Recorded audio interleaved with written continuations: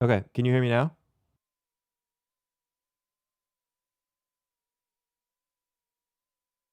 Is that better?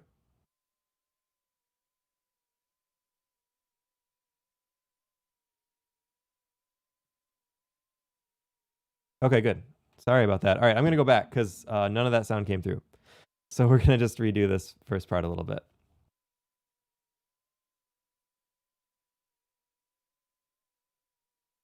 All right. So changes of states. Um, what I was saying, I guess I don't really remember exactly what I was saying, but thanks, Garrick, for letting me know. Yeah, I forgot to turn my sound on. So here we've got different changes of states. So we talked about melting and freezing, and the little plus sign means that energy is being added in to do that, to make that change. And the minus sign means that energy is coming out when that change happens. So it's releasing energy. So when you melt a solid to a liquid, you have to give it energy. You have to add energy to the system. And when that solid freeze or when the liquid freezes, so when the liquid becomes a solid, energy comes out. So for each of these changes, we accompanied them with a plus or a minus, depending on which direction the energy is traveling. Plus if the energy is being added, minus if the energy is coming out. So the words for, or the terms for a gas becoming a liquid, boiling, vaporization, or evaporation, those are all okay terms for that. Boiling generally refers to the physical act of boiling, where you see all the bubbling and stuff, whereas evaporation is just the more general term for liquid becoming gas, and that requires energy. And then condensation is the opposite of that. A gas cools and then becomes a liquid, and it actually gives off energy in doing so. And then these two are less common, but I had talked, you couldn't hear me, but I was talking about sublimation is what happens when you see dry ice and that's solid CO2 and you leave it out and it becomes gas, carbon dioxide. That's sublimation. And the opposite of that, if you were to take a gas and make it directly into a solid without becoming a liquid first, without first condensing into a liquid, that's known as deposition. So those are terms you may not have heard before. And then, so that I think that's all the important stuff that I said before. You can read through some of these other definitions and think about them. If you have questions about what those things mean, like freezing point, melting point, just let me know, but I think you can figure it out. And then we're going to move on to separation techniques. So this is where we have a mixture and we want to separate the mixture into its constituent parts. So last time we talked about pure substances versus mixtures.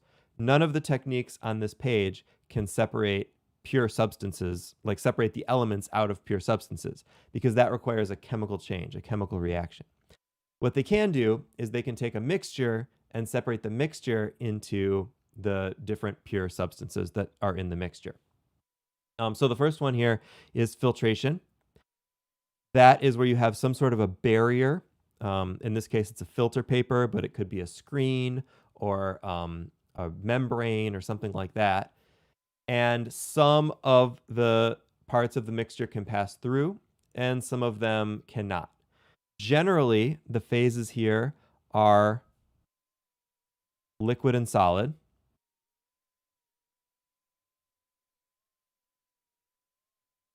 So usually when you're talking about filtration, you're talking about separating a liquid phase and a solid phase, or a liquid state and a solid state. So you have something, floating around in your water, you pass it through a filter, the floaties stay in the filter paper, and the water passes through clean. Example would be like a coffee maker, a drip coffee maker. The coffee grounds, the solids stay up in the filter, and the coffee drips and passes through. So that's an example of filtration, and it's a way to separate solid material from liquid. All right, so some of these you may need to find a little bit more information. The picture may not be good enough, but I'm going to talk about a couple, and then I'll leave the others for you. If you want, you can look at a video of how the technique works or some things like that to try to find that information. So this is distillation. The words here didn't really come out on my picture. I don't know if yours look any better, but I'll just describe it to you. So in distillation, you have your mixture here. This is the initial mixture over in this flask that's up here. and you heat it up. And as the liquid evaporates, it passes into this tube, which kind of has a jacket on it where water is running through it. Cool or cold water is running through it. And so as it encounters that cold jacket, it condenses into the liquid. And then once it makes droplets of liquid in this tube, it drips down into some sort of a collection flask or test tube. So the way that, or distillation purifies things because, or separates things because different materials are going to boil at different temperatures. So for instance, if you had something that boils at 30 degrees and something that boils at 100 degrees, and you heat this up to about 30 or 32 degrees, you can boil that first thing, get it to condense and separate over here, but the thing that boils at 100 degrees is still going to be stuck over here. Now, there are some nuances to that. It doesn't always work quite so neatly, but that's the basic idea. Generally, distillation is used to separate liquids from other liquids by different boiling points. But you can also use distillation for something like purifying water. So distilled water, you boil the water off and condense it, and all of the solid and ionic type things stay behind. But the water comes off here. Looks like I may be having some issues with internet here. I'm just going to pause a second. Sometimes it catches up okay. Let's see. Seems like maybe it's better now. All right, we'll continue. Hopefully that came through okay. So the rest of these, I think you can figure out the idea. They're just different examples of separations. So you've got evaporation, crystallization, kind of the opposite of distillation, where you're boiling off the liquid, but what you want is the solid that's staying behind. Then you've got decanting, magnetic separation, chromatography, which I think we're going to do in class, gravity separation, absorption, like with a sponge. So these are all ways of physically separating mixtures. Okay, so then let's look at chemical versus physical changes. We talked last time a little bit about a way that you can separate or think about what's a pure compound versus what's a mixture is, can you separate it physically using one of the methods we just talked about, or can you only break it down chemically? So physical properties are characteristics that a substance displays without changing the chemical composition. So that might be things like shape, hardness, color, things like that. Chemical properties are characteristics that a substance displays only through changes in chemical composition. So usually when we describe chemical properties, we're talking about a chemical reaction or a behavior of interactions of chemicals. So something burning, for example, or something oxidizing, or something, when this undergoes a reaction with this, it does this. Those kinds of things are examples of chemical properties. There are various signs that a chemical change has occurred. They're not always perfectly reliable, but so just like everything in science, absolutes are kind of hard to come by. Generally, stuff is going to mostly apply, but there's always some exceptions. So take that here as well. But some signs generally that we can say a chemical change has occurred. A temperature change is usually a good indication of that. If something gets hot or gets cold, that's usually an indication that some bonds are breaking or forming, and therefore a chemical change is happening. There are some exceptions here, like when something dissolves in water, sometimes that causes a temperature change, and you could make the case that's not really a chemical change. So temperature change,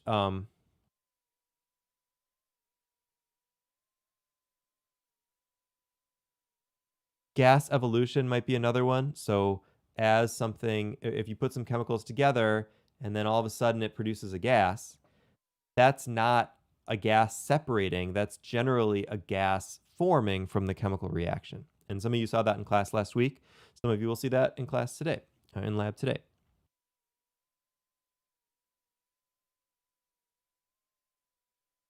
Color change might be another one. Again, we have to be careful here. Sometimes you can get a color change from simply making a mixture.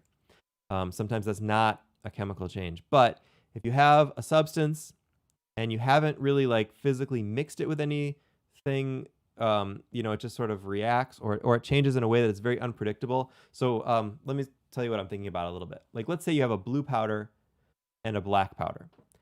You could grind those together and kind of make like a grayish powder, let's say. And that would be a physical change because you've just kind of mixed the powders together. But let's say you had a blue powder and a gray powder and you mix them together and it turns yellow. That's probably indication that a chemical change has occurred. It's kind of an unexpected color change. You didn't expect a blue and a black thing to mix together and turn yellow. So that's where we can kind of see a chemical change there. All right, and then I'll leave one here. See if you can find a fourth thing, either in the textbook or elsewhere, a fourth sign that a chemical change has occurred.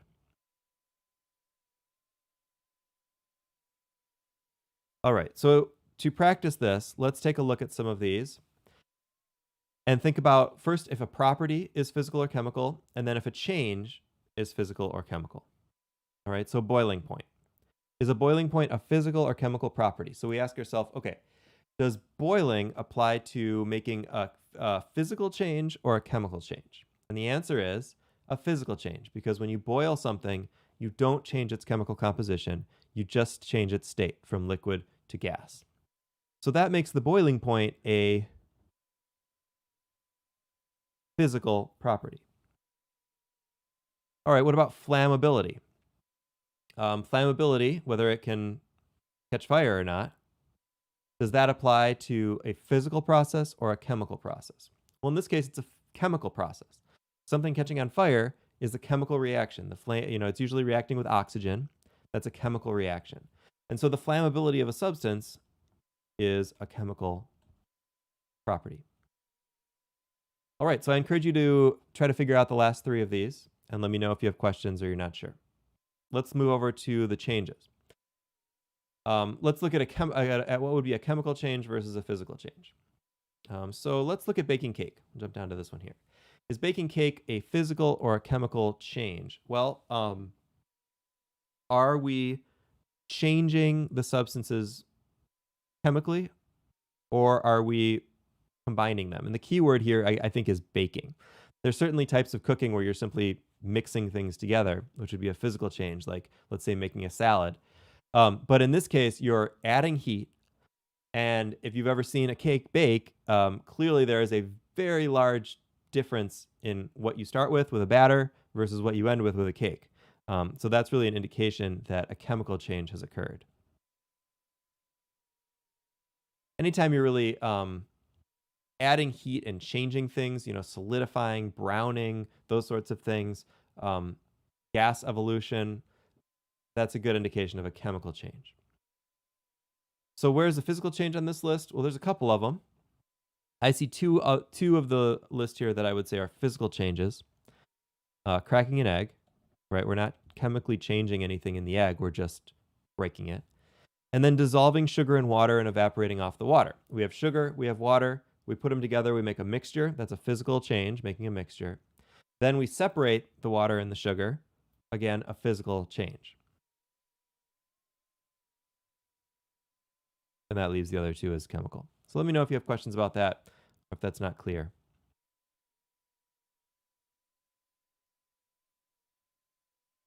And then the final thing we're going to look at for today are the temperature scales. Here's a little thermometer. Now there's a few different temperature scales we use, which is why we spend a little time talking about them. We mentioned this last week when we first started talking about measurement.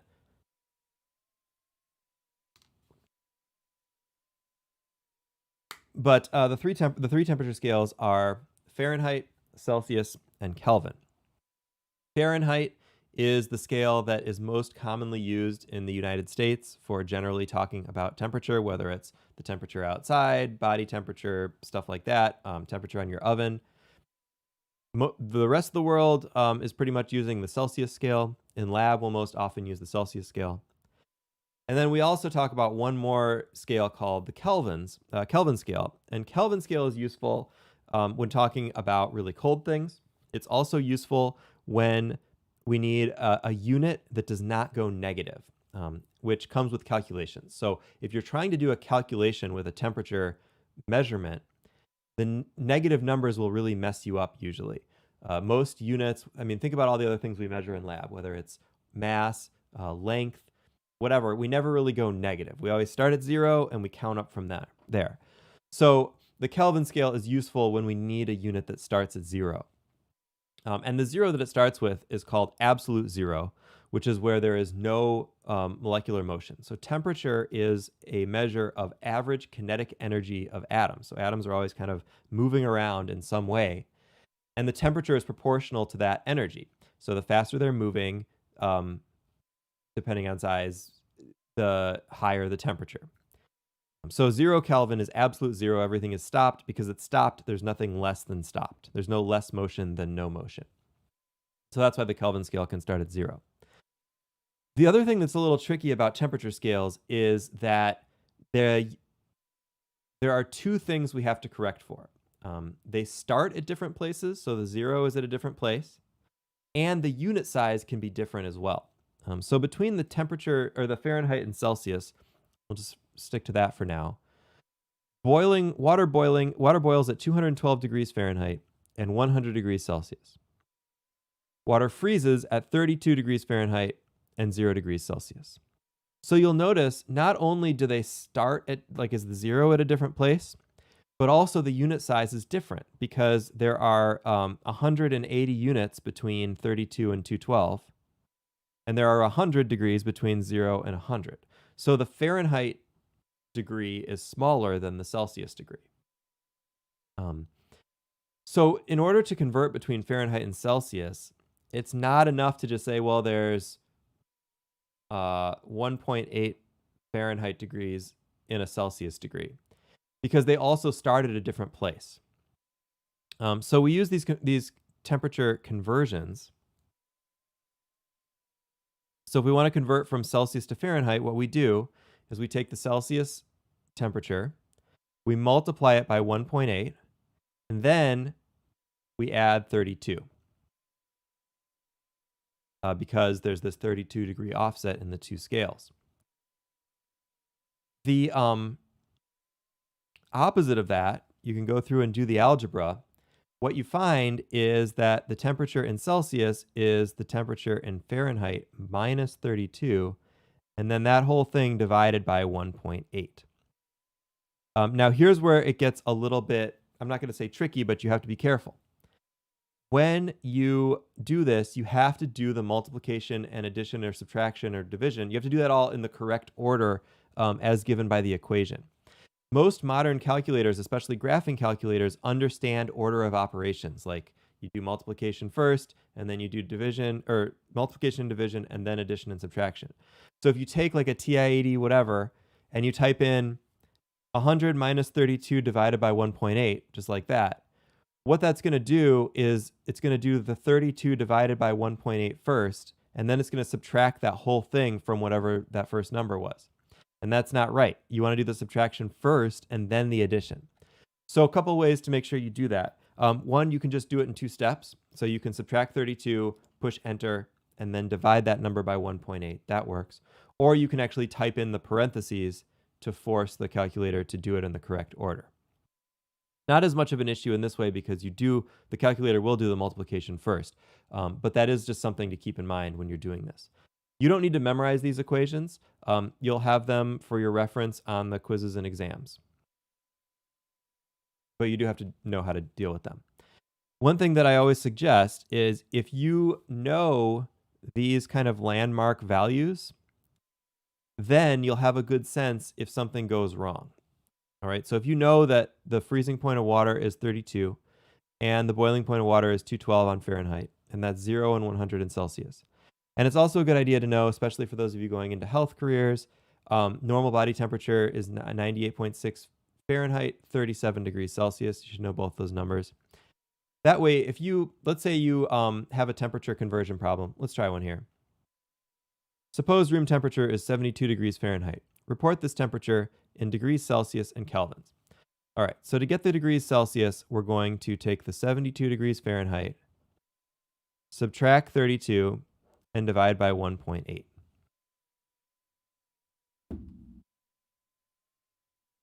Get my calculator out here. So I'm going to do 72 minus 32, which is 40. And then I'm going to divide that by 1.8, and I get 22. All right. So don't ever do a calculation and then just assume that it's right because that's what your calculator says. Always look at the number, think about what's happening, and evaluate if it really makes sense or not.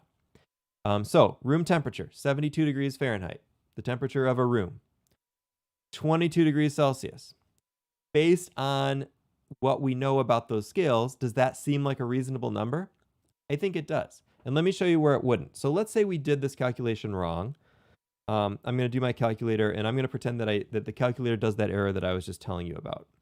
So we do the 32 divided by 1.8 first, and then we do the subtraction. So I'd get about 4 degrees. If I didn't do the parentheses, the answer comes out to about 4 degrees. So now, if we think about, does that make sense? Is room temperature just a little bit above the freezing point of water? No, right? That'd be a very cold room. Room temperature 72 degrees is a nice, comfortable temperature. It is not anywhere close to the freezing point of water. So that's a signal that something went wrong, and you got to redo that calculation. And anytime you do a calculation in this class or really anywhere, don't just write down what your calculator gives you. Think about the number and think about if it actually makes sense for the problem. All right, so then last, let's look at the Kelvin scale. The Kelvin scale is actually pretty easy because it is the degrees are the same size as the Celsius degrees. They're just offset by 273. So 0 degrees C is 273 kelvins. Notice there's no degree because Kelvin is a unit like grams or meters, so we just say kelvins. So 273 kelvins is 0 degrees C, and then 100 degrees C would be 373 kelvins. So it's just offset by 273, which makes it really easy to convert. If you want to go between Celsius and Kelvin, you just add 273 to the Celsius temperature. If you want to go the other way, Kelvin to Celsius, you subtract 273. So the Celsius temperature is going to be the Kelvin temperature minus 273. So then to finish up our conversion here, because we want to report this temperature in degrees C and kelvins, so 22 degrees C, our Kelvin temperature then will be that 22 degrees C plus 273, which is going to be 295 kelvins. So that's how temperature conversions work. So you have a couple here to practice. Try those out. Let me know if they don't go well for you or if you're not sure how to do that. Again, you don't have to memorize these equations. You'll have them to use, but you do have to know how to use them and which one to use when. So practice that a little bit here. And that's it for the new material. I will get the next homework up shortly and the quiz. I said there was going to be a quiz last week, but I was wrong because the first week stuff, happens. So we're going to have the first quiz be the end of this week, which is going to cover the material from last week and from this week. All right. Any questions before I get going? You can also get me on Discord if you are having trouble using the YouTube chat.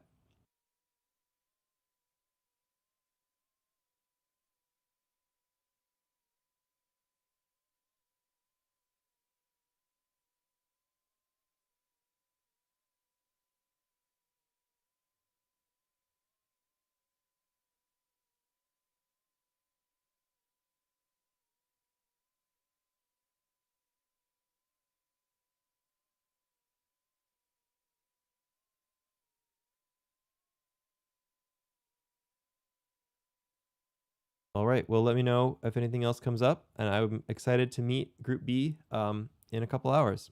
So I'll see you then. Bye, everybody.